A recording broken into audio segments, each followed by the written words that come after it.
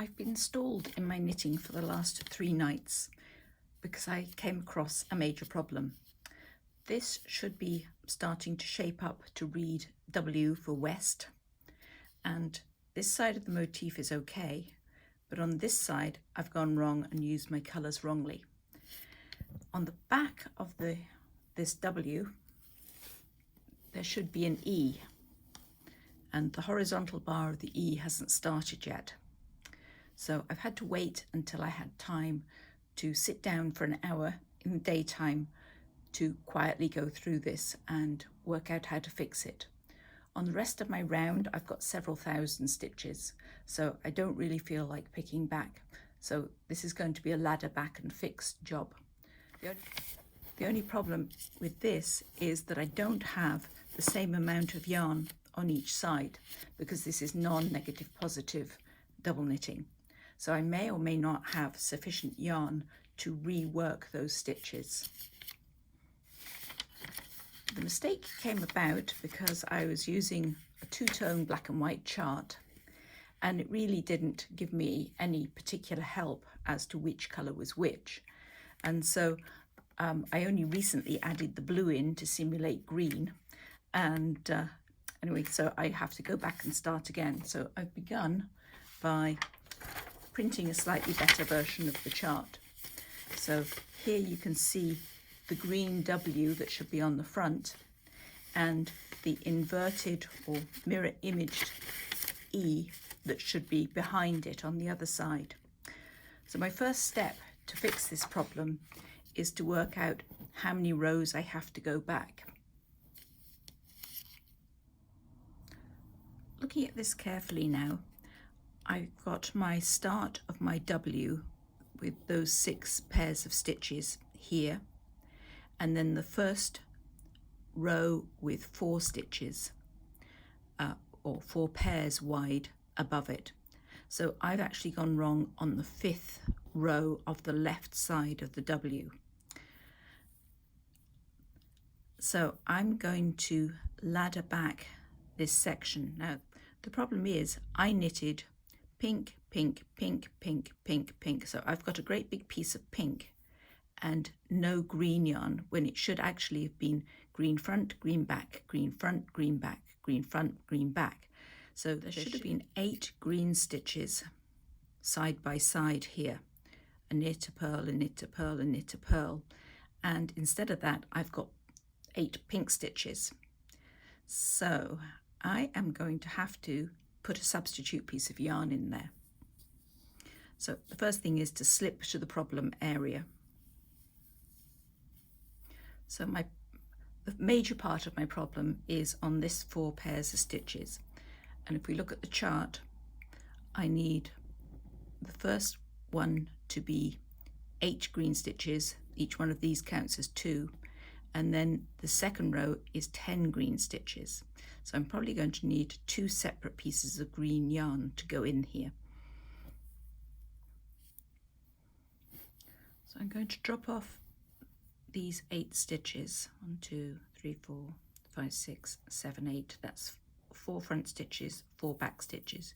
And you can see, even though they're just ribbed, they actually want to be in layers. And I'm going to unpick that yarn. And here's where I carried the green across the back of those. So I've got nothing to spare there.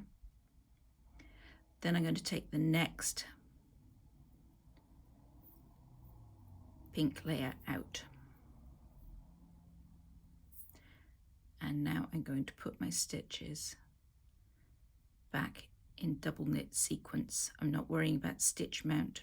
I'm just putting them back in double knit sequence.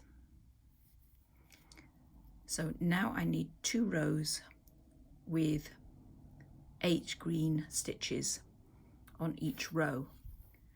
And because I'm not entirely convinced it's going to be correct to the right and left, I'm going to make sure I use a piece of yarn that's a little bit longer than I expect to use for 10 stitches.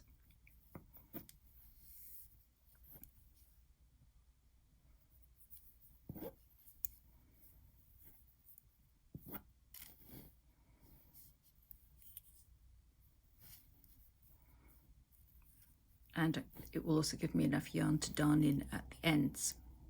So I'm going to go green knit,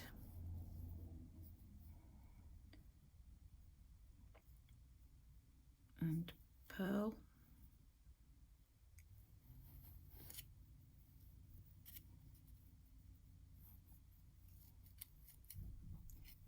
and I'm using a smaller needle here, but I'm not being worried about my tension particularly at this point.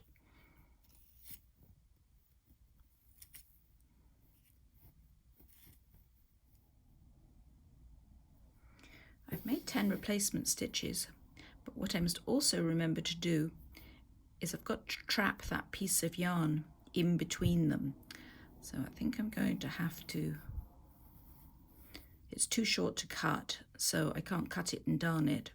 So I need to take my front stitch, and then I need to pull that forward and take the back stitch.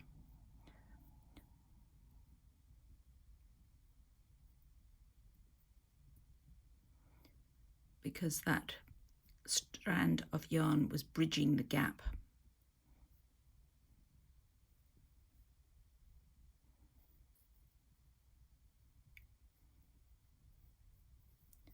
I need to get those two bits out of the way, pick off that one,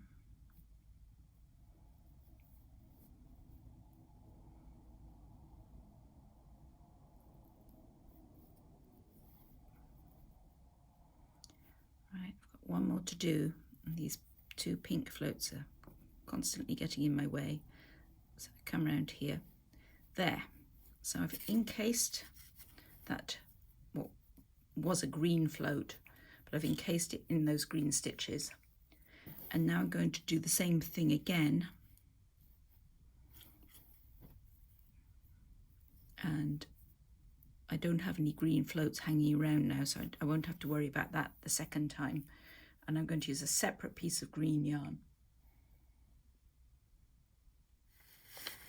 Before I go any further, it's a really good time to check to see what's going on here.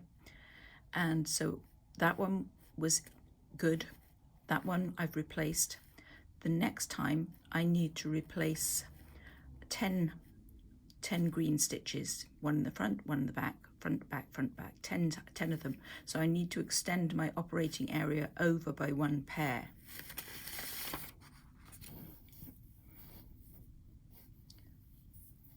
So I need to just undo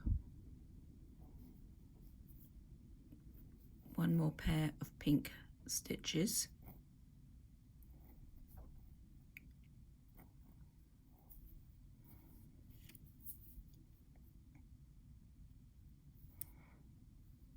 An extra row came out here, so I'm just reinstating it.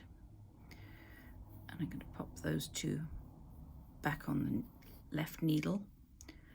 And I might as well put them in with this group.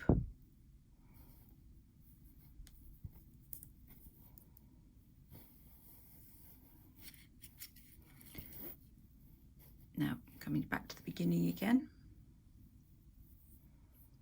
Taking a new piece of green yarn, I'm going to leave a bit longer tail on this side. And again, I need to knit and purl across the next 10 stitches. And I don't have anything that I need to encase, so I can just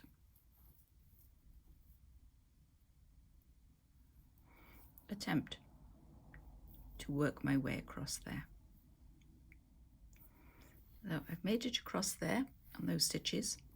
So I think that actually corrects the mistake. So what I'm going to go back to doing is working across the next row and double checking, and we'll take a close look.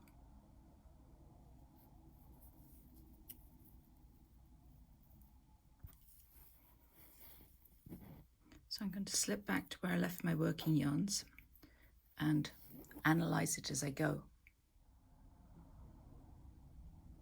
Looking at the back confirms that it does look like I fixed the mess, because because on the back we're in the open area of that E, so in that bit just there, so we shouldn't have any pink bits over here. I can deal with these tails later, and they're long enough that I'm going to be able to darn them in.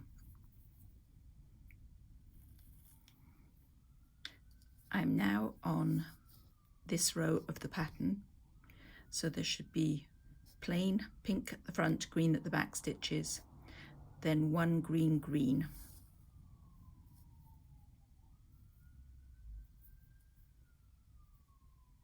So this next pair of stitches should be green green, and this is made just a little bit more challenging by having variegated yarn that has green variegated yarn that has occasional black patches. And there's the second half worked.